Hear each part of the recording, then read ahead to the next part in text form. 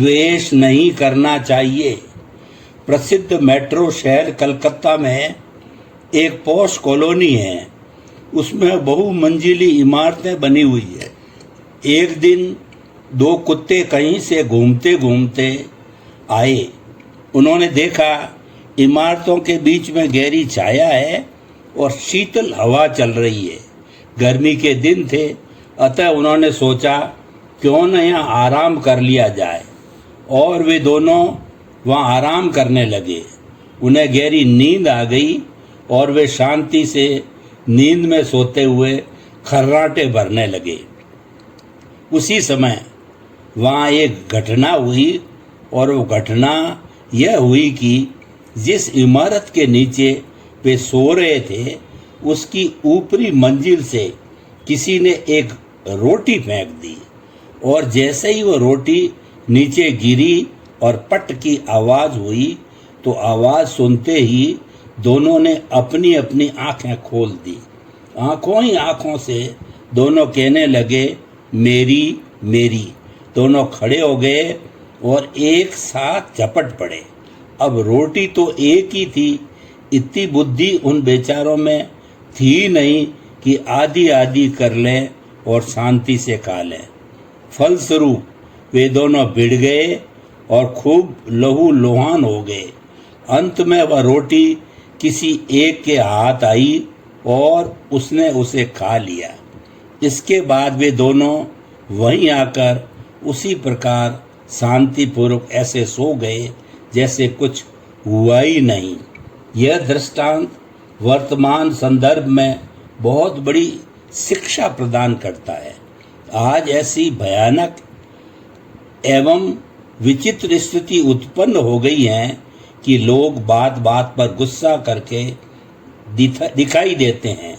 जरा सरा सी बातों पर बड़े तो क्या, छोटे छोटे बच्चे तक न जाने क्या क्या कह देते हैं, जिसकी जानकारी हमें प्रतिदिन विभिन्न समाचार पत्रों व विभिन्न संचार साधनों से मिलती रहती है।